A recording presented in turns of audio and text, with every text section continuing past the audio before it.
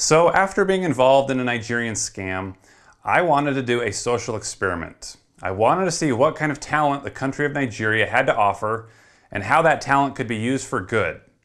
And one thing that I've learned about Nigeria is that it's home to the world's second largest film industry, commonly referred to as Nollywood.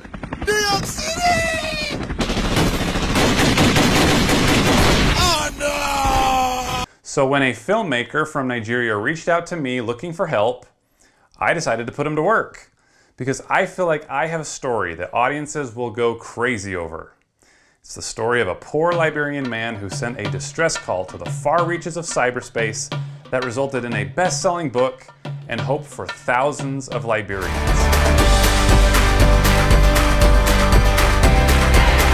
It's even featured in this month's issue of Reader's Digest. This movie could win audiences everywhere and maybe even make us some money. So I started to talk to this filmmaker who called himself Prince, not to be confused with Nigerian Prince. I told him to show me some of his work, which he did. And I thought, this is great stuff. But the problem is I don't have much of a budget. So I said, what if we make a trailer to show a proof of concept that will attract investors to produce a full feature? But Prince was thinking really big. He said, I can do that, but it won't be a trailer. You will call it short film, like 20 to 30 minutes movie. Wow, okay, we're gonna make a full film right now. And he said, I can handle the projects because I have been to Liberia before, and I know so many guys in Liberia. And I told him, well, we don't have a budget that will allow us to film in Liberia, so we'll need to film it in Nigeria. He said, sure. So I sent him my script for By the Grace of God, and he started to scout out locations where we could film the scenes. And I thought, this is going to be great. I'm going to be able to tell a Liberian story with Nigerian talent on a shoestring budget. And that's when Prince started to talk about my channel. He said, I want to ask why people think Nigerians are the highest scammers. To my notes, the #1 highest scammers in the world are Indians, 2 Lebanese, 3 Chinese, 4 Nigerians. You know, as a movie actor and producer, we do a lot of research before shooting movies.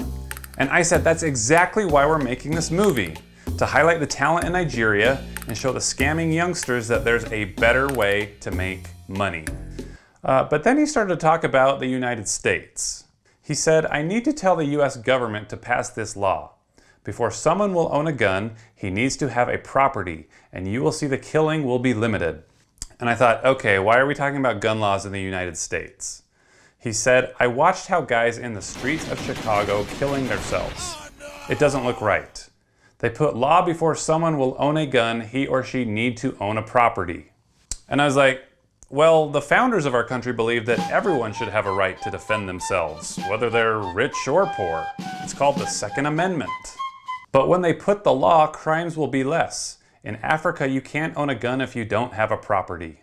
And I said, but then a poor person wouldn't be able to defend themselves if they were in danger. And he said the criminals here, those guns they use is giving them by police. Our police is the worst on earth. And then he showed me a video that he took of a police officer shooting a guy in the leg for no reason.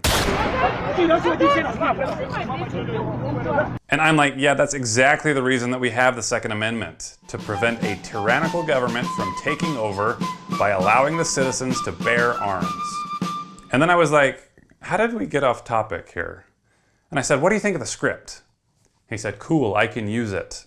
I am starting today. So soon, Prince found an actual Liberian guy to play Joel, whose name just so happens to be Joel. I mean, what are the chances? He even found a white guy to play me. I guess he kind of looks like me. But then Prince started to look for props to really bring this production to life. And I knew that the best part of the movie was when Joel delivers backpacks to the school children. So these needed to be perfect. He sent me a picture of some bags that he was looking to buy. I thought, wow, that's not quite what Joel bought the kids. I said, please remember that Joel delivered backpacks to very young children. His were colorful and cheap. He said, okay, tomorrow I will go and check. So Prince ended up buying a bunch of school supplies to hand out to local kids. I said, so when are you planning on starting production? He said, tomorrow. Holy crap, this is starting quick. And the next day, I started to get real-time updates from the set. He had hired a whole crew. DPs, grips, gaffers, the whole 9 yards. This was an official Nollywood production.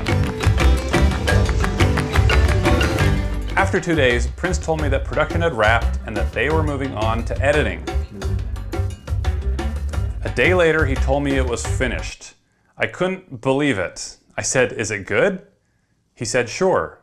I said, "Tell me how good it is. If you were a movie critic, out of 4 stars, how many would you give it?" He said, "I will rate it 4. Well, friends, it sounds like we have ourselves a movie, and as soon as Prince sends it to me, we'll watch it together. So, stay tuned. Things are starting to get pretty serious.